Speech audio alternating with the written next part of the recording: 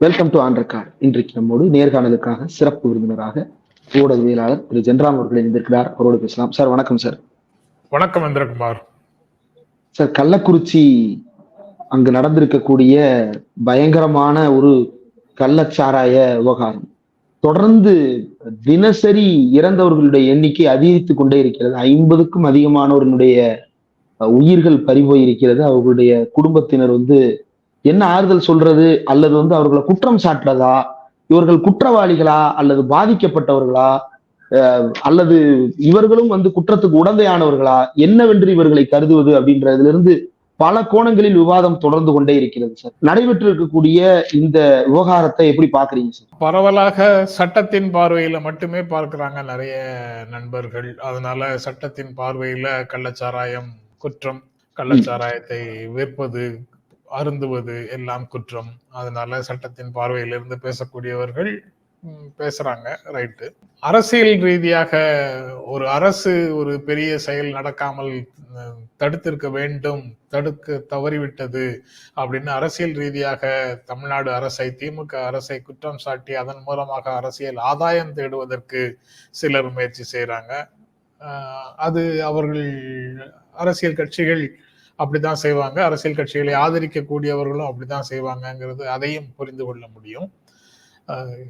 ஆனா அந்த இரண்டு விதமான பார்வைகள்லயும் போதாமைகளும் இருக்கு. அதே சமயத்துல அடுத்து இது போன்று நடக்காமல் இருப்பதற்கான தீர்வு எதுவும் இருக்கா அப்படிங்கிற கேள்வியோட பார்த்தோம்னா அந்த மாதிரி எதுவும் இல்லை. இது போன்ற நிகழ்வுகள்ல அவர்களுக்கு எதுவும் பொறுப்பு இல்லை என்று அவர்கள் எல்லாவற்றையும் அரசையும் காவல்துறையையும் மட்டும் சொல்றாங்களான்னு பார்த்தா அப்படித்தான் சொல்றாங்க. அதனால அவங்க குற்றமற்றவர்களாக தங்களை கருதி கொள்கிறார்கள். ஒரு சமூகமாக இதுல நமக்கும் பொறுப்பு இருக்கு அப்படிங்கிற ஒரு உணர்வு இது போன்ற விஷயங்கள்ல பலருக்கு வருவதில்லை அப்படிங்கிறதையும் சேர்த்துதான் பார்க்க வேண்டியதாக இருக்குது. சார், இந்த கூட்டு பொறுப்பு அப்படின்னு சொல்லும் போது அது அரசாங்கத்தை காப்பாத்துறது அல்லது ஸ்டாலின் அரசை காப்பாற்றுவது, போலீஸை காப்பாற்றுவது அப்படின்ற விமர்சனம் வருது.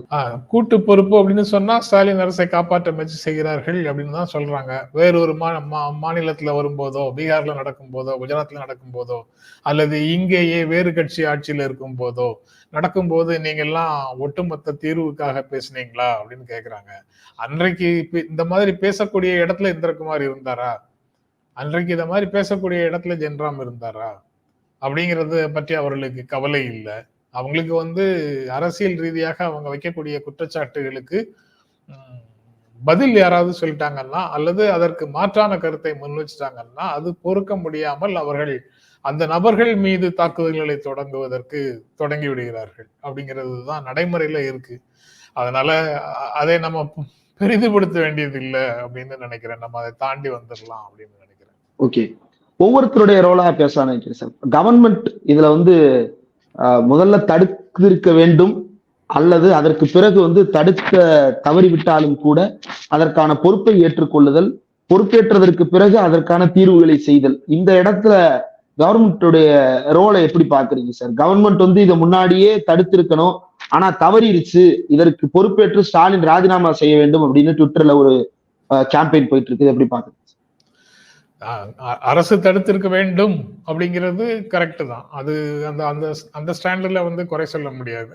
ஆனா பல விஷயங்கள்ல அந்த மாதிரிதான் ஐடியல் பொசிஷன் ஒண்ணு இருக்கு, நடைமுறையில வேற ஒன்று நடக்குது. அந்த நடைமுறையில வேறொரு ஆக்சிடென்ட் நடந்ததற்கு பிறகு, வேறொரு விரும்பத்தகாத ஒரு நிகழ்வு நடந்ததற்கு பிறகு அரசு செய்ய வேண்டிய கடமைகளில் தவறி இருக்கிறார்களாங்கிற கேள்வியிலிருந்துதான் இந்த பிரச்சனையை நான் அணுக தொடங்குறேன். தடுத்திருக்க வேண்டுமான்னு கேட்டா தடுத்திருக்க வேண்டும் அப்படின்றதுல எனக்கும் எந்த விதமான மாற்று கருத்தும் இல்லை. ஏன்னா கடந்த கால நிகழ்வுகள்ல இருந்து வேற ஒரு இடத்துல நடக்கும்போது அதிலிருந்து கிடைத்த பாடத்திலிருந்து ஒரு பீரியாடிக் ரிவ்யூ, பீரியாடிக் சர்வீலன்ஸ், அதாவது கண்காணிப்பு போன்ற விஷயங்கள் காவல்துறை ரெகுலராக செய்திருந்தது என்றால் இது போன்ற விஷயங்களை கட்டுப்பாட்டுக்குள்ள கொண்டு வந்திருக்க முடியும். சப்போஸ் அது ரெகுலரா இருந்தா, கள்ளச்சாராயம்ங்கிறது ரெகுலராக இருக்கு அப்படிங்கிறத பலர் சொல்றாங்க. அந்த பக்கத்து மலையில ரெகுலராகவே இருக்கு, 24x7 அந்த பணி நடக்குது. எப்போ ரெய்டுக்கு போனாலும் பல நூறு லிட்டர் நீங்க வந்து ஊழலை வந்து அழிக்கிறீர்கள் அப்படின்னு தான் ரிசல்ட் வருது அப்படின்னு சொல்றாங்க. அப்படி நடந்தா அதை ஏன் நிரந்தரமாக நிறுத்தப்படுவதற்கான நடவடிக்கைகளை அரசு எடுக்கலங்கிற கேள்வி அதுல தொக்கி நிக்குது. தெரிந்தே சமூக சூழல் தொடர்பாக சில பார்வைகள்ல அனுமதித்தார்களா அப்படிங்கிறதும் எனக்கு தெரியல. அதாவது விஷச்சாராயமாக மாறாமல் அது கள்ளச்சாராயமாக இருக்கிற சூழல் வரைக்கும் தெரிந்தே அனுமதித்தார்களா? அது வந்து காசு வாங்கிட்டு அனுமதிக்கிறாங்கன்னு ஒரு சார்ஜ் வைக்கிறோம்ல, அப்படியும் இருக்கலாம். காசு வாங்காமலே கூட சரி அந்த அந்த சரக்கை வாங்குறதுக்கு இவங்கள்ட்ட காசு இல்லை, இப்படி சாப்பிடுறாங்க அப்படின்னு சொல்லி சட்டவிரோதமாக இருந்தா கூட அதை கண்டுகொள்ளாமல் போயிருந்திருக்கலாம் யாராவது ஒரு சிலர் அப்படிங்கிற வாய்ப்பையும் என்னால மறுக்க முடியல. ஏன்னா தொடர்ந்து அப்படி ஒரு விஷயம் நடக்குதுன்னா அது அந்த அந்த ஊர் முழுக்க வந்து ஒரு ஒப்புதலோட ஏற்போட அது விஷயங்கள் நடக்குதுன்னா அப்போ அதுக்கு வந்து வேறு ஏதோ காரணங்கள் இருக்கும் அப்படிங்கிறதையும் ஆய்வு செய்ய வேண்டியது இருக்கும்னு நான் நினைக்கிறேன். அதனால அந்த கருத்தை நான் சொல்றேன். ஏன்னா ஏற்றுக்கொள்ளக்கூடிய ஒரு இதுதானா சார்? இப்ப ஏன்னா இல்ல ஏற்றுக்கொள்ளக்கூடியது இல்ல. அதான் சட்ட ரீதியாக பார்க்கும்போது அது ஏற்றுக்கொள்ளக்கூடியது இல்லை. ஆனால் ஊரே சேர்ந்து ஏலம் போட்டு ஒருவருக்கு அந்த உரிமத்தை கொடுத்து உரிமையை கொடுத்து விற்பனை செய்து கொள்வதற்கு அனுமதி கொடுக்கிறது அப்படின்னு சொல்றாங்க. நடக்குதா இல்லையாங்கிறது எனக்கு தெரியாது. ஆனா ரொம்ப ரெஸ்பான்சிபிள் பொசிஷன்ல இருக்கக்கூடியவங்க சொல்றாங்க. அது ஊடகங்கள்ல வருது. அப்படி இருக்கும்போது அந்த ஏற்பு, சமூக ஏற்பு இருக்குல்ல, அந்த சமூக ஏற்பு வந்து இந்த மாதிரி யோசிக்க வைக்குது. ஓகே, சட்ட விரோதமான ஒரு காரியத்திற்கு அந்த பகுதியில் இருக்கக்கூடிய சமூகம் ஏற்பளித்து செய்ய சொல்லி ஒருவருக்கு உரிமம் கொடுக்குது. அந்த உரிமத்துக்கான ஒரு கட்டணத்தை வாங்கி ஊருக்குள்ள பொதுவான காரியங்களுக்கு பயன்படுத்துது அப்படின்னா அது ஆல்மோஸ்ட் எலக்டோரல் பாண்டை எப்படி லீகலைஸ் பண்ணணுமோ, சட்ட ரீதியாக்கணுமோ, அதே மாதிரி இதை வந்து சட்ட ரீதியாக மாற்றாமல் ஆனா ஒரு சமூக ஏற்பளித்து நடைமுறைக்கு கொண்டு வந்த மாதிரி இருக்கு. இதை வந்து நீதிமன்றங்களும் காவல்துறையும் தலையிட்டு கண்டிப்பாக அனுமதிக்க கூடாதுங்கிறதுல மாற்று கருத்து இல்லை. பட் இப்படி நடக்குதுன்னா அது ஏன் என்ற கேள்வி வந்து இயல்பாக வருதுங்கிறத மட்டும் நான் உங்ககிட்ட சொல்றேன். இப்போ ஏன் அப்படின்ற அந்த கேள்விக்கு பின்னாடிதான் வந்து பதில தேட முடியும்னு நினைக்கிறேன். சரி, இப்ப இந்த சம்பவம் நடந்து விட்டது, இது தடுக்கப்பட்டிருக்க வேண்டும். அது வந்து வெறுமனே இந்த கள்ளச்சாராய விற்பனை அல்லது விஷசாராய விற்பனை இதை தடை செய்தல் அப்படின்றத தாண்டி ஏன் இது புழக்கத்துல இருக்கு? இப்ப அந்த ஊர்களினுடைய பெரும்பான்மை வந்து ஏல விடுறாங்க, யார் வந்து டெண்டர் எடுக்கிறது, யார் விற்பனை செய்யறது அப்படின்றத வந்து ஏல விடுறாங்க அப்படின்னா, அப்ப அந்த ஊர் வந்து அதை ஏன் ஏத்துக்குச்சு? ஏன் வாங்க டாஸ்மாக்லயும் சாராயம் விற்கப்படுகிறது, அங்கிருந்து பக்கத்துல போனா பாண்டிச்சேரி மாதிரியான பக்கத்து பிரதேசங்கள்ல லிக்கர் கிடைக்குது. அப்போ லிக்கர் அவைலபிலிட்டி மற்ற இடங்கள்ல இருக்கும் போதும் கூட இந்த லிக்கருக்கு ஏன் போறாங்க? இல்லிசிட் லிக்கர், ஹூட்ஸ் அப்படின்னு சொல்லப்படுற இந்த கள்ளச்சாராய விஷசாராயத்துக்கு ஏன் போறாங்க அப்படின்ற அந்த வந்து யாருமே இப்ப அட்ரஸ் பண்ணலையே சார். அதான் விஷச்சாராயம் அப்படிங்கிறது விபத்தாகத்தான் நான் நினைக்கிறேன்னா, ஏன்னா அதை விரும்பி போய் வாங்கி சாப்பிட்டுருக்க மாட்டாங்க அப்படின்னு மனிதர்களுக்கு அப்படி ஒரு ஈர்ப்பு இருக்காது அப்படின்னு நான் நம்புறேன். அது வந்து சாதாரணமாக கள்ளச்சாராயம் வழக்கமாக சாப்பிடுற சட்டவிரோதமாக காய்ச்சப்படுகின்ற சாராயத்தை சாப்பிடுறதாக நினைச்சிட்டு இந்த விஷச்சாராயத்தை அவர்கள் அருந்தி இருக்க கூடும் அப்படின்னு தான் நான் நினைக்கிறேன். அந்த மெத்தனால் போட்டு தான் சாப்பிட போறோம் அப்படின்னு தெரிஞ்சே சாப்பிட்டாங்களாங்கிறது எனக்கு தெரியல. ஆனா மெத்தனால்ங்கிறது ஒரு அதைத்தான் நான் விபத்துன்னு சொல்றேன். அதை எப்படி பயன்படுத்த வேண்டும்ங்கிறது தெரியாதவர்கள் பயன்படுத்தி உள்ள சேர்த்து அதை விஷமாக்கி இத்தனை பேருக்கு தீராத இழப்பை ஏற்படுத்தி விட்டார்கள்ங்கிறது தான் அதுல உண்டான சிக்கலா இருக்கு. அதாவது சட்டவிரோதமாக ஒரு வேலை செய்யறவனுக்கு இவ்வளவு விளக்கம் கொடுக்கணுமா அப்படின்னு சிலர் கோவப்படக்கூடும். ஆனா அந்த ஊருக்குள்ள அவ்வளவு பேர் அனுமதிச்சிருக்காங்கும் போது அது நீங்க ஆய்வு செய்யறதுக்கான ஒரு களமாக அது மாறி போகுதுன்னு தான் நான் நினைக்கிறேன். சட்டவிரோதமாக அவங்க செய்தார்கள், அதுக்கு என்ன தண்டனை உண்டோ அதை சட்டம் தன்னுடைய கடமையை பார்த்து கொள்ளட்டும். பட் அந்த பழக்கம் ஏன் வருது அப்படிங்கிற கேள்வியிலேருந்து தான் நம்ம அந்த பிரச்சனையை அணுக வேண்டியது இருக்கு. அது வந்து டாஸ்மாக்ல தான் குடிக்கிறதுக்கு மது இருக்குது, அதை ஏன் இவங்க வாங்கல அப்படின்னு ஒரு கேள்வி வருது. அது இவர்களுடைய வாங்கும் சக்திக்கு அப்பாற்பட்டதாக இருக்கு. இவர்களுக்கு குடிப்பழக்கம் இருக்கு. அது சரியா தப்பா அப்படிங்கிறது விவாதத்துக்குரிய இன்னொரு விஷயம். அது அது அது அந்த பிரச்சனைக்குள்ள நான் போகல. குடிப்பழக்கம் இருக்கு. குடிக்கிறதுக்கான மது எங்க இருக்கு? டாஸ்மாக் கடையில இருக்கு. அதுல போய் வாங்குவதற்கான வசதி இல்ல. பக்கத்துல கொஞ்சம் தூரம் டிராவல் பண்ணுனா புதுச்சேரிக்குள்ள போக முடியும். புதுச்சேரியில போய் வாங்கிட்டு வரணும். அதாவது அந்த பகுதியில இருந்து கடலூர் சுத்தி இருக்கக்கூடிய பகுதியில, விழுப்புரம் சுத்தி இருக்கக்கூடிய பகுதியில உள்ளவர்களுக்கு அங்க அங்க போய் குடிக்க முடியும். கள்ளக்குறிச்சிக்கு அதை விட தூரம் தான். புதுச்சேரிக்கு இதுவும் தூரம் தான். அப்படி இருக்கும்போது இந்த பகுதியில ஏற்கனவே மது விலக்கு இருந்த காலத்திலேயே இங்கு மூதாதையர்கள் இது போன்ற ஒரு வேலையை செய்து அங்க இருக்கக்கூடிய பகுதியினர் சாப்பிட்டு இருந்தார்கள் என்றால், அது அரசு சாராய கடையையும் கள்ளுக்கடையையும் திறந்த போதோ அல்லது டாஸ்மாக் கொண்டு வந்த போதோ கூட ஓரமாக இந்த தொழிலும் நடந்து கொண்டிருந்தது கடந்த காலங்களிலும் அப்படின்னு சொன்னா, அது இப்போதும் தொடர்கிறது. அங்கேயே வாங்கி சாப்பிடலாம். அங்க அந்த பாக்கெட்ல வாங்குறது இவர்களுடைய ஒரு நாள் கூலிக்கு ஆக்சசபிளா இருக்கு. அவர்களால வாங்கும் சக்திக்கு உட்பட்டதாக இருக்குங்கிற போது அங்க போய் சாப்பிடுறாங்க. அங்க தெரியாமல் நடக்கும்போது, இந்த விஷச்சாராயமாக அது மாறி இருக்கிறது தெரியாமல் நடக்கும்போது இந்த மாதிரி நிகழ்வுகள் நடந்து விடுகின்றன. அப்படிங்கிறது தான் இது நடந்த நிகழ்வை பற்றிய புரிதலாக இருக்கு. ஓகே. இதுல சட்ட ரீதியாக எது சரி, சமூக ரீதியாக எது சரிங்கிற ஆய்வு அவரவர்களுடைய பார்வையில் இருந்து தான் வர முடியும். அரசு சட்ட ரீதியாக பார்க்கணும், சமூக ரீதியாகவும் பார்க்கணும். அப்படிங்கிறதுல ரெண்டும் சேர்ந்த பார்வையை அரசு கொண்டிருக்க வேண்டும் அப்படிங்கிறது தான் நான் நினைக்கிறேன். இதுல பாமகவினுடைய அன்புமணி ராமதாஸ் அவர்கள் பேசும்போது, திமுகவினுடைய 2 எம்எல்ஏக்கள் உதயசூரியன், வசந்த் கார்த்திகேயன், இந்த எம்எல்ஏக்களை குற்றம் சாட்டும் விதமாக குறிப்பிட்டிருந்தாரு. நீங்க விபத்துன்னு சொன்னதை அந்த விபத்து ஏற்படுத்தப்பட்ட விபத்து அப்படின்னு சொல்லிட்டு குற்றச்சாட்டு வந்திருக்கிறது.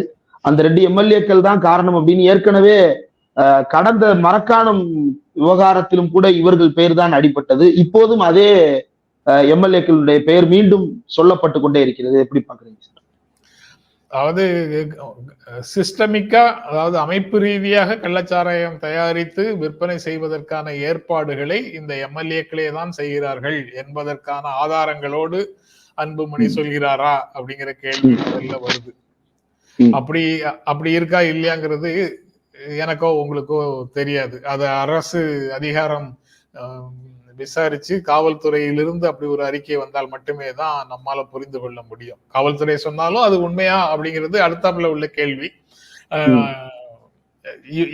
அரசியல் கட்சிகள் குற்றம் சாட்டுவதை அப்படியே ஏற்றுக்கொண்டு நீங்களும் நானும் பேச முடியுமாங்கிற கேள்வியிலிருந்து நான் அதை அணுகுகிறேன்.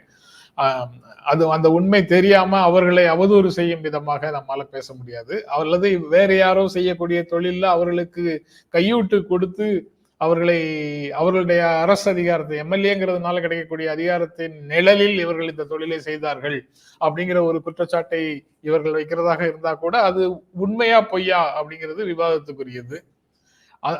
அவங்க அந்த 2 சட்டமன்ற உறுப்பினர்களும் மறுக்கிறார்கள் போது அது தொடர்பாக அவர்களை பெயர் சேர்த்து நாம இந்த விஷயத்தை பேச முடியுமா அப்படிங்கிறது ஒரு கேள்வி. அதுல பேச முடியாதுன்னு தான் நான் வர்றேன். ஆனா இது போன்ற விஷயங்கள் நடப்பதற்கு வாய்ப்பு இருக்கா அப்படின்னா, அவர்கள் 2 பேருங்கிறத எடுத்துருங்க. அரசு அதிகாரத்தின் நிழல்ல இந்த மாதிரி விஷயங்கள் நடக்க முடியுமா அப்படின்னா அப்படிதான் நடக்க முடியும். அது இல்லாம சமூக ஏற்பு நடக்குதுங்கிறதுனால அதுல நேரடியாக போய் பிரச்சனை இல்லாம போற வரைக்கும் நாம போய் அதுல எதுவும் குழப்ப வேண்டாம் என்று காவல்துறை அதிகாரிகள் இருந்திருக்கலாம். சமூக ஏற்போட நடக்குது, ஊருக்குள்ள தெரிஞ்சா நடக்குதுன்னு அவங்க மெத்தனால்னு தெரிஞ்சா யாரும் அனுமதிக்க மாட்டாங்க. கண்டிப்பாக மெத்தனால்னா யாரும் அனுமதிக்க மாட்டாங்க. அது இல்லாத சூழல்ல அந்த சமூகத்துக்குள்ள அது ஒரு ஏற்போட இருந்திருக்குங்கிற மாதிரி தான் புரிந்து கொள்ள வேண்டியது இருக்கு. அது சட்டவிரோதமானு கேட்டா சட்டவிரோதம் தான். அந்த சட்டத்தின் பார்வையில பார்க்க போயிட்டா நடந்தது அனைத்தையும் யாரும் ஏற்றுக்கொள்ளவே முடியாது. அதன்படி காவல்துறை நடவடிக்கை எடுக்கட்டும், அரசு நடவடிக்கை எடுக்கட்டும், அதுல எந்த விதமான சிக்கலும் யாருக்கும் இல்ல. கூடவே அந்த பார்வையும் அந்த செயல்பாடும் நடந்து கொண்டு இருக்கும் போதே இது நிரந்தரமாக இங்கிருந்து நீக்க வேண்டும் என்றால் அதற்கான சூழல் என்ன அப்படின்னு பேசும்போதுதான் இந்த கேள்விகள் எல்லாம் வருது. இதுலதான் வந்து எங்கிருந்து தொடங்குகிறதுன்னா, எல்லா இடங்கள்ல இருந்தும் வழக்கமாக டெய்லி நாம பேசிட்டு இருக்கிற இன்கம் டிஸ்ட்ரிபியூஷன்ல இருக்கக்கூடிய இன்இக்வாலிட்டில இருந்து, இந்திய வளங்கள் அனைவருக்கும் ஓரளவாவது சமமாக பங்கிடப்படாத ஒரு சூழல் இருக்கக்கூடிய நிலையிலிருந்து தொடங்குகிறது. மது எத்தனை வகைகள்ல இங்க மது இருக்கு. Foreign liquor available, IMFL available, அதாவது வெளிநாடுகளில் இருந்து இறக்குமதி செய்யப்படும் மது வகைகள் தனி. அது அதை வாங்கும் சக்தி உள்ளவர்கள் அதை வாங்குறாங்க. அது ஃபாரின் அயல் நாடுகள்ல இருக்கக்கூடிய தயாரிப்பு ஸ்டாண்டர்ட்ஸ் இருக்குல்ல, தயாரிப்புக்கான தர நிர்ணயங்கள், அதன்படி தயாரிக்கப்படுபவை. அதுவும் விஷம்தான், அது வேற விஷயம். அதாவது அது உடல் நலத்துக்கு தீங்கானது அப்படிங்கிற அடிப்படையில அதுவும் வந்து விஷம் என்று மருத்துவர்கள் சொல்வதை போல நாமும் சொல்லலாம். அதுல ஒன்றும் பிரச்சனை இல்லை, தயக்கம் இல்லை. Cigarette smoking is injurious to health அப்படின்னு ஒரு விளம்பரத்தை போட்டுட்டு சிகரெட் குடிக்கலாம்னு அனுமதிக்குது இல்ல அரசு. ஆமா. அதே போல இதுவும் குடி வீட்டுக்கும் நாட்டுக்கும் கேடு அப்படின்னு போட்டுட்டு அனுமதிக்குது இல்ல அரசு. அதே மாதிரிதான் அதையும் நம்ம புரிந்து கொள்ள வேண்டும். அத வந்து சுத்தமான மருந்து அப்படின்னு யாரும் சொல்லல அப்படிங்கிறத டிஸ்கிளைமராக சொல்லிட்டு தான் நம்ம இதையெல்லாம் பேச வேண்டியதாக இருக்கு. ஓகே.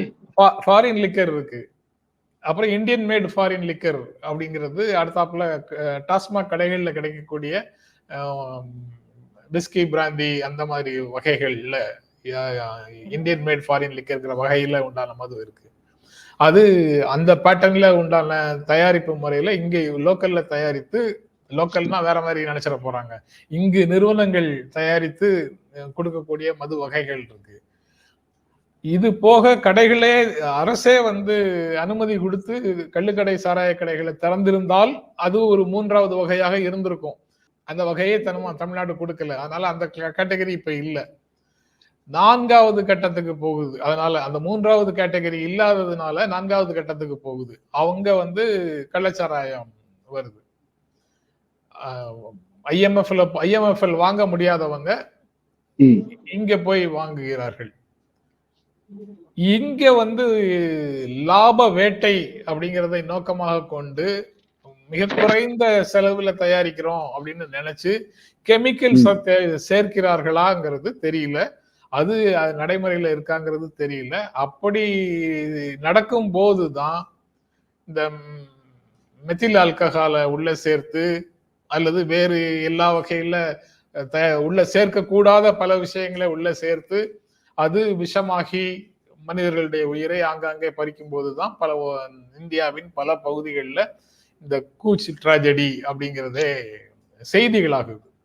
அது இல்லாத வரைக்கும் இது எல்லாமே மனிதர்களுடைய உடல் நலத்துக்கு தீங்கானது. இது படிப்படியாக அளவுக்கு அதிகமாக தொடர்ந்து குடிக்கும் போது அல்லது அளவோடவே தொடர்ந்து குடிக்கும் போது அவரவர்கள் உடல்நிலைக்கு ஏற்ப அவர்களுடைய லிவர் ஃபங்க்ஷனிங்ல வந்து கோளாறுகள் வந்து படிப்படியாக அது நோய்களாக மாறி இயல்பாக எல்லாருக்கும் இது வந்து சிக்கலாகத்தான் இருக்கு. அதுல வந்து எள்ளுமுனை அளவும் மாற்று கருத்து இல்லை.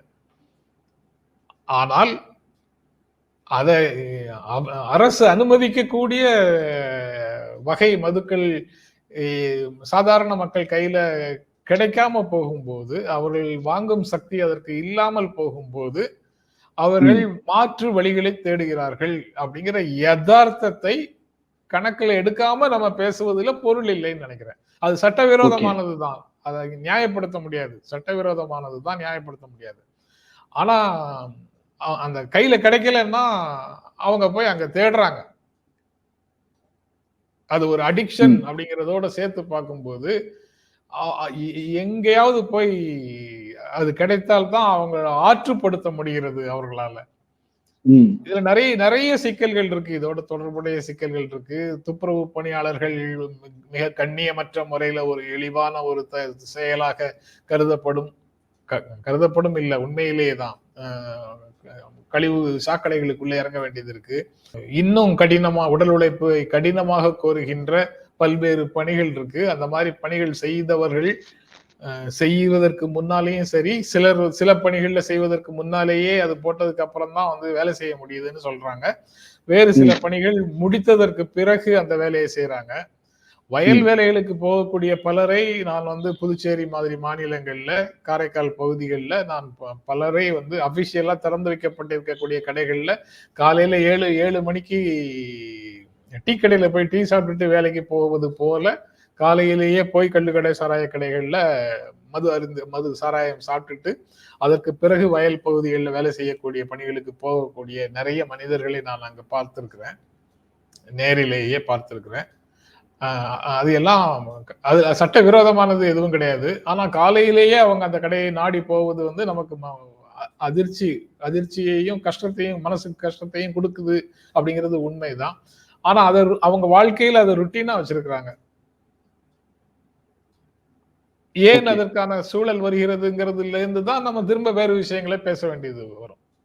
ஓகே சார், இப்ப இதுக்கு தீர்வு அப்படின்னு பேசும் பொழுது ஒரு 3 வகையான ப்ரொபோசல்ஸ் பார்க்க முடியுது சார். ஒண்ணு, அந்த பகுதியினுடைய கல்வி மற்றும் பொருளாதார வளர்ச்சியில் கவனம் செலுத்தினால் இந்த சிக்கல்ல இருந்து விலகி இருக்கலாம் அப்படின்றது ஒண்ணு. 2வது, பூரண மதுவிலக்கு அப்படின்ற ஒரு ஆப்ஷன் ப்ரொபோஸ் பண்றாங்க. இன்னொன்னு, மலிவு விலையில நல்ல மதுபானங்களை தயாரித்து வழங்குவது அப்படின்னு இந்த 3 ஆப்ஷன்ஸ் தான் வந்து பேசுபொருளாக இருப்பது. இதுல நீங்க எது வயபிளான ஆப்ஷனா பாக்குறீங்க?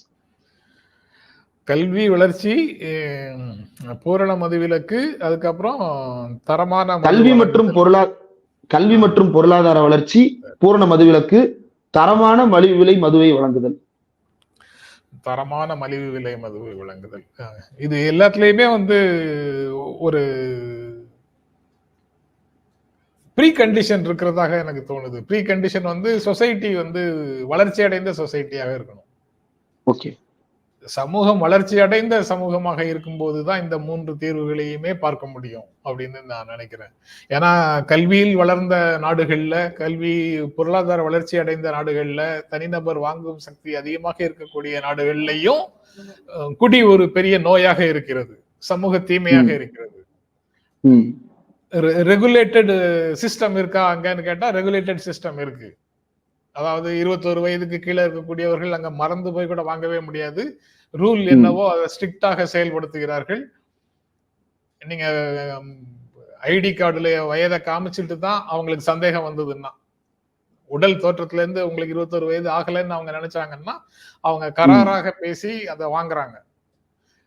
அந்த சர்டிபிகேட்டை பார்த்துட்டு தான் அவங்க கொடுக்குறாங்க. அப்படின்னா 21 வயதுக்கு கீழே கொடுக்காம இருக்கிறோம். அந்த மாதிரி அனைத்து ரெகுலேட்டரி மெக்கானிசமும் செயல்பாட்டில் இருக்கக்கூடிய ஒரு வளர்ச்சி அடைந்த நாடுல கூட, கல்வியும் வளர்ந்த நாட்டிலையும் கூட குடி ஒரு முக்கியமான பிரச்சனை, குடி நோயாக, சமூக தீமையாக வளர்ந்து நிற்குதுங்கிறது உண்மை. அங்க ஒரு 10 பேர் ஒரு அலுவலகத்தில இருந்து ஒரு விழா கொண்டாடுறாங்க, ஒரு ட்ரீட் கொடுக்குறாங்கன்னா 10 பேர் போனா அதுல 3 பேர் சாப்பிடாம இருக்கிற பண்பை வளர்த்து கொண்டவர்களாக இருக்கிறாங்க.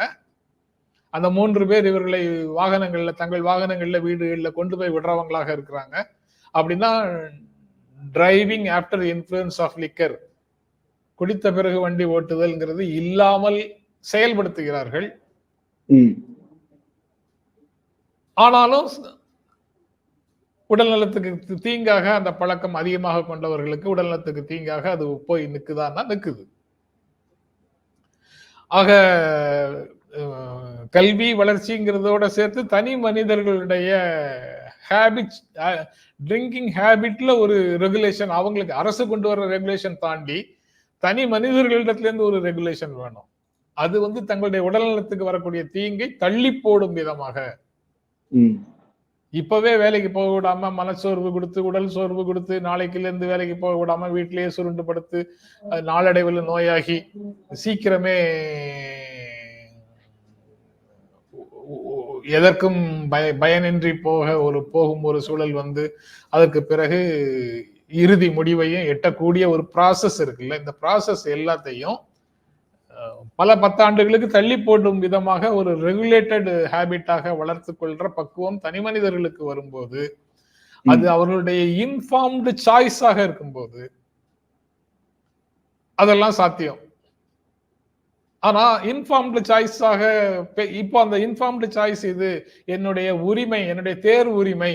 அதனால நீங்க ஒட்டுமொத்தமாக கடைகளையே மூடக்கூடாது, பூரண மதுவிலக்கை கொண்டு வரக்கூடாது அப்படின்னு நம்ம சொல்ல முடியாது. ஏன்னா பூரண மதுவிலக்கை நடைமுறைப்படுத்த முடியுமா முடியாதாங்கிறது அடுத்த 2வது கேள்வியில இருக்கு. அதனால அதை பேசலாம். ஆனா அதை நான் அதை என்னுடைய சாய்ஸ்ன்னு சொல்லி அதை நான் மறுக்க முடியாது. ஏன்னா அது சமூக தீமையாக இங்க வளர்ந்து போச்சு. பரந்த மக்களை நாசம் பண்ணும் விதமாக இந்த பழக்கம் மாறி போன காரணத்தினால அதை தடுப்பதற்கு அரசு முடிவெடுத்தால் அதை என்னுடைய இன்ஃபார்ம்டு சாய்ஸுக்கு எதிராக நீங்க செயல்படுத்துறீங்கன்னு நம்ம கேட்பது நியாயமானது இல்லைன்னு நான் நினைக்கிறேன். நியாயமானது இல்லை. அதுக்கப்புறம் நீங்க அந்த மாதிரி பழக்கம் இருக்கக்கூடியவர்கள் நீங்க அதுக்கு உங்களுக்கான உரிமையை பெற்றுக்கொள்வதற்கு அந்த ரெகுலேட்டட் ஸ்ட்ரக்சருக்குள்ள பெர்மிட் வாங்கி குடிக்கிறதுக்கான ஏற்பாடுகளை நீங்க செய்து கொள்ள வேண்டியதுதான். அது வேற. இப்ப பூரண மதுவிலக்கு நடக்குமா? இந்த மருந்தாக சாப்பிடுறோம் அப்படின்னு சொல்லி கொடுக்கறவங்களுக்கு பெர்மிட் கொடுக்கணும். அதுக்கப்புறம் ஹேபிட்டாக இருக்க, ஆனா நான் என்னுடைய இன்ஃபார்ம்டு சாய்ஸ் தான், அதனால உங்களுக்கு சமூகத்துக்கு எந்த விதமான தொல்லையும் என்னால வராது அப்படின்னு எல்லாம் சாட்டிஸ்ஃபை ஆகி குடிக்கக்கூடியவர்களுக்கு பெர்மிட் கொடுக்கணும் அப்படின்னு ஒரு பூரண மதுவிலக்கோடு சேர்த்து அதையும் பண்ணலாம். பண்றதுக்கு வாய்ப்பு இருக்கு. கடந்த காலத்துல கொஞ்ச நாள் அப்படிதான் இருந்தது. ஆனா அப்படி செய்ய முடியுமா? இப்போ பூரண மது சமூகத்தின் பெரும் பகுதி, அதாவது ஒழுக்க ரீதியாக தப்பான பழக்கம் இருந்த காலம் போச்சு. இப்போ அது ஒரு சோசியல் அக்செப்டன்ஸுக்குள்ள வந்துடுச்சு. எல்லா வீடுகளுக்குள்ளேயும் அனுமதிக்கப்படுகிறது. எல்லா குடும்ப நிகழ்வுகளும், எல்லா சமூக நிகழ்வுகளும், எல்லா பொது நிகழ்வுகளும், இப்ப சமீபத்தில் சர்ச்சைக்கு உள்ளாகக்கூடிய எல்லா சர்வதேச அதிகாரப்பூர்வமான நிகழ்வுகள்ல கூட சர்வ் பண்ணணும் அப்படிங்கிற மாதிரியான ஒரு பண்பாட்டு ரீதியான ஏற்பு சமூகத்துல நிகழ்ந்ததற்கு பிறகு அது செய்ய முடியுமாங்கிறது ஒரு கேள்வி. அதுக்கப்புறம் மனிதர்கள் பழகிட்டாங்கல்ல, இப்ப திடீரென்று நிறுத்த முடியுமா அப்படிங்கிறது ஒரு கேள்வி. அப்ப இந்த விஷயங்களை சரி செய்வதற்கு கலந்தாய்வுகளும் மெடிக்கல்லா அவங்களுக்கான மையங்களும் நிறைய உருவாக்கி அதன் மூலமாக காப்பாற்றி அதுக்கப்புறம் தான் போகணும். இது ஒரு ப்ராசஸ். அந்த ப்ராசஸை நோக்கி நம்ம செயல்பட தொடங்கினால் நல்லது. ஓகே, அது பெரும்பகுதி மக்களை அதுல இருந்து விடுபட உதவும் அப்படிங்கிறது ரைட் தான். இந்த 2 விஷயங்களும் படிப்படியாக செய்ய முடியுமா, அரசு பரிசீலிக்க முடிந்தால் நல்லது. 3வது, அங்கதான் ரெகுலேட்டட் மார்க்கெட்டாக அது இருக்கணும். அதாவது கடையில வாங்கினா உடனே வாசல்ல இருந்து சாப்பிடுறதுக்கோ, அல்லது பக்கத்திலேயே ஒரு சின்ன 10க்கு 10 ஷெட்டுக்குள்ள 50 பேரு நின்றுகிட்டே சாப்பிடுறதுக்கோ, அந்த மாதிரி வசதிகள் எல்லாம் இல்லாம கடையில வாங்கலாம். நீங்க இன்ஃபார்ம்டா வீட்டுல போய் சொல்லி உங்கள் குடும்பத்தின் அனுமதியோடு வீட்டுல தான் சாப்பிடணும், அல்லது இன்னொரு நண்பர் வீட்டுல தான் சாப்பிடணும், வீடுகளுக்குள்ளதான் சாப்பிடணும், வெளியில பப்ளிக் பிளேஸ்ல ட்ரிங்கிங்க அனுமதிக்கவே முடியாது அப்படின்னு ரெகுலேட் பண்ணலாம். அதோட சேர்த்து விலையும் குறைவாக, அதே சமயத்துல தவறான முறைகள் எதுவும் இல்லாம எவ்வளவு குறைவான விலைக்கு நீங்க லார்ஜ் ஸ்கேல்ல தயாரித்து கொடுக்க முடியுமோ அந்த மாதிரி பணம் வாங்குனா விற்பனைன்னு செய்தா அதை தரமான லெவல்ல கொடுக்கணும் அப்படிங்கிறத என்ஷூர் பண்ணணும். இந்த 3 வகைகளும் சேர்ந்தும் கூட நடக்கலாம். ஆனா அது எல்லாத்துக்குமே கூட ஒரு ஒழுங்குபடுத்தப்பட்ட ஒரு அமைப்பு வேணும். அரசு ரீதியாக ஸ்ட்ரக்சரலா அந்த ஃபெசிலிட்டி வேணும். சமூகத்திலையும் ஒரு ஒழுங்கு வேணும். நான் இங்க இருந்து குடிப்பேன், ரோட்ல நடந்து போற பெண்களுக்கு அது தொல்லையாக இருக்கு, குழந்தைங்களுக்கு தொல்லையா இருக்கு, அல்லது மற்றவர்களுக்கு தொல்லையாக இருக்கு, ஏன்பா இங்க குடிக்கிறீங்கன்னு கேட்டா நான் அப்படிதான்டா குடிப்பேன்னு கோவப்பட்டு அடிக்கிறதுக்கு, சண்டைக்கு வர்றதுக்குங்கிற மாதிரி பண்புகள் இல்லாத ஒரு சமூகத்துலதான் அதெல்லாம் சாத்தியம். ஓகே, சுய கட்டுப்பாடுகளோடு அதை அணுகக்கூடிய இடங்கள்ல தான் சாத்தியம். அது வரைக்கும் அது லா என்ஃபோர்சிங் ஏஜென்சிஸால தான் அது கட்டாயம் நடைமுறைப்படுத்தப்பட வேண்டும். சோ நம்ம பக்கத்துல இருந்தும் இதுக்கு தயாராகாம, அரசு பக்கத்துல இருந்தும் தயாராகாம நடக்காது. 2 பக்கமும் சேர்ந்துதான் அந்த விஷயத்தை சரி செய்ய முடியும் அப்படின்னு நினைக்கிறேன். அப்படிதான் சாத்தியம் நினைக்கிறேன். பூரண மதுவிலக்குங்கிறது சாத்தியமான விஷயமாக நான் நினைக்கல. ஏன்னா அது வந்து ஒரு செக்ஷனுக்கு அப்பவும் நீங்க வந்து ஒரு செக்ஷனுக்கு குடிப்பதற்கு அனுமதிப்பீர்கள், வசதி வாய்ப்பு இல்லாதவர்களை அனுமதிக்கவே மாட்டீர்கள். திரும்பவும் அந்த இந்த இது இது ஒரு உடலுக்கு தீங்கான ஒரு பழக்கம் தான். ஆனா இதுலயும் கூட யாரால முடியுது யாரால முடியலன்னு பார்த்தா வசதி படைத்தவர்களுக்கு மட்டும் முடியுது, வசதி இல்லாதவர்களுக்கு முடியாது அப்படின்னு ஆகும். அந்த கிளாஸ் டிஃபரன்ஸ் வந்து உடனடியாக வரும். வசதி படைத்தவன் சாப்பிடுறான், என்னவே ஆகுறான், எப்படியே போறான், அதை பத்தி நீங்க ஏன் கவலைப்படுறீங்க, நீங்க குடிக்காம இருங்க அப்படின்னு ஒரு தியரிய சொல்றவங்க இருக்கிறாங்க. உடம்ப காப்பாத்திக்கிற அளவுக்கு காசு இருக்கிறவங்க குடிக்கட்டும், உடம்ப காப்பாத்திக்கிற காசு இல்லாதவன் எதுக்கு குடிக்கிற, எடுத்து கொடுக்குற, அவங்களுக்கு ஏன் சப்ளை பண்றீங்கன்னு அரசை கண்டிக்கிறவங்க இருக்கிறாங்க. அரசு அந்த இடத்துலதான் இக்கட்டான இடத்துல நிக்குது. சட்ட ரீதியாக பார்க்கறதுல உண்டான பிரச்சனை வந்து ரிட்ரிபியூஷன், ரிஃபர்மேட்டிவ், ரிஸ்டோரேட்டிவ் அப்படின்னு 3 விதமான சட்ட வழிகளை பார்க்கலாம். பழிவாங்கும் விதமாக நமது சட்டம் இருக்கக்கூடாது அப்படிங்கிறது ஒரு அடிப்படை புரிதல்.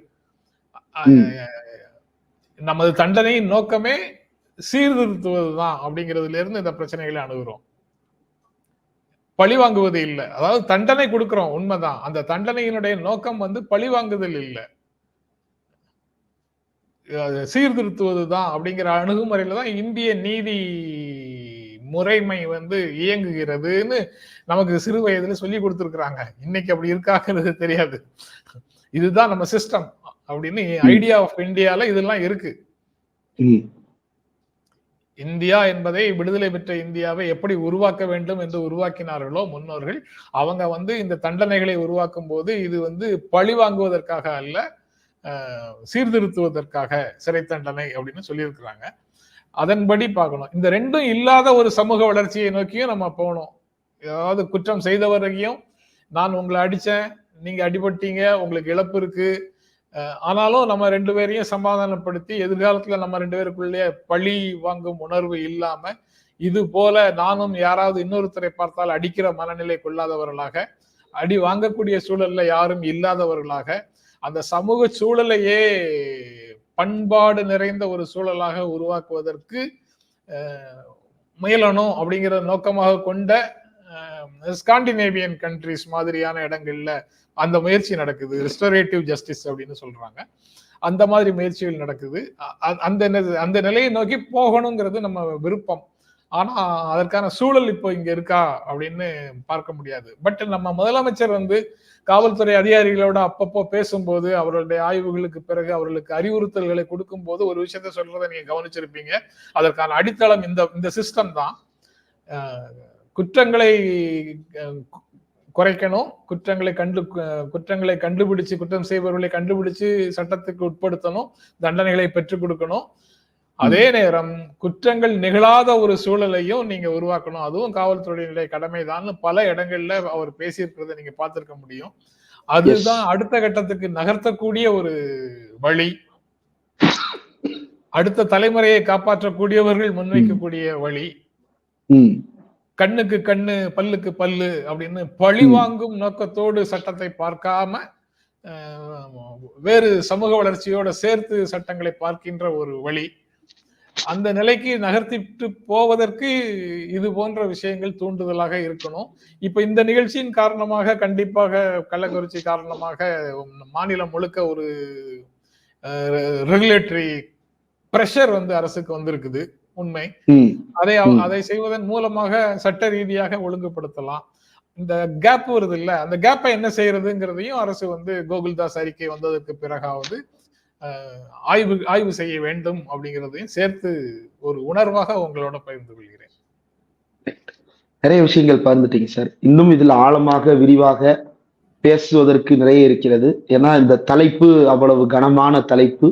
இது வெறுமன எப்படி வந்து பள்ளிக்கூடங்கள்ல சாதி அப்படின்றது வந்து ஸ்கூல் கேட்டுக்கு உள்ள வச்சு மட்டுமே பேச முடியாத, அதே போல இது வந்து குடிப்பவர்களின் வீட்டுக்கு உள்ள மட்டுமே வச்சு பேச முடியாத ஒரு தலைப்பு, ஒரு சமூகமாக தொடர்ந்து உரையாட வேண்டிய தலைப்பு. ரொம்ப விரிவா உங்களுடைய பார்வைகளை பகிர்ந்துட்டீங்க. இவ்வளவு நேரம் ஒதுக்கி இந்த நேர்காணல் தந்ததற்கு மிக்க நன்றி சார். ரொம்ப நன்றி இந்திரகுமார். ஆனா நீங்க ரொம்ப கேர்ஃபுல்லா இந்த விஷயங்களை ஹேண்டில் பண்ணதும் ரொம்ப பாராட்டுதலுக்கு உரியது. நீங்க குறிப்பிட்ட மாதிரி இது ஆழமான, கனமான ஒரு விஷயம். நானும் வந்து மேம்போக்காக கண்ணுக்கு தெரியக்கூடிய சில விஷயங்கள்ல இருந்து என்னுடைய உணர்வுகளை தான் பகிர்ந்து கொண்டிருக்கிறேன் அப்படின்னு நான் நினைக்கிறேன். இது தொடர்பாக நான் எக்ஸ்பர்ட் கிடையாது. மேலோட்டமாக இந்த விஷயங்களை பார்க்கும்போது கிடைக்கக்கூடிய உணர்வுகளை மட்டுமே தான் பகிர்ந்து கொண்டிருக்கிறேன் அப்படின்னு நான் நினைக்கிறேன். நிச்சயமா சார். கமெண்ட் செக்ஷனை சாட்டிஸ்ஃபை பண்றதுக்காக ஒரு விஷயத்த நம்ம பேசிட முடியாது. கமெண்ட் செக்ஷன்ல வந்து ஏன் இதை நீ அந்த கோணத்துல பேசல, ஏன் இதை நீ இந்த கோணத்துல பேசலன்னு வர்ற இரண்டு பக்க கத்திகளுக்கும் நம்ம முகம் கொடுக்க முடியாது. இது இரண்டுக்கும் இடையில் இருக்கக்கூடிய ஒரு பெரிய ஸ்பேஸ் வந்து டிஸ்கஸ் பண்ண வேண்டியது இருக்கு. அதுதான் நம்ம பேசணும்னு நினைக்கிறோம். Thanks a lot for this time sir. Right, நன்றி. காந்தியோட உணர்வை தான் கடைசியாக சொல்லி முடிக்கலாம்னு நினைக்கிறேன். கடினமான உழைப்பை கோருகின்ற, உடல் உழைப்பை கோருகின்ற பல்வேறு பணிகள்ல இருந்து மனிதர்களை விடுவிக்காமல் அவர்களை வந்து குடிக்காத, அதை செய்யாத, இதை செய்யாதன்னு சொல்வதற்கான தார்மீக உரிமை நம்ம கிட்ட இல்லை அப்படின்னு அவர் சொல்றாரு. அதுதான் இந்த விஷயங்களை புரிந்து கொள்வதற்கான அடித்தளமாக இருக்க வேண்டும்ங்கிற உணர்வை உங்களோட பகிர்ந்து கொள்கிறேன். வாய்ப்புக்கு நன்றி. Thank you sir.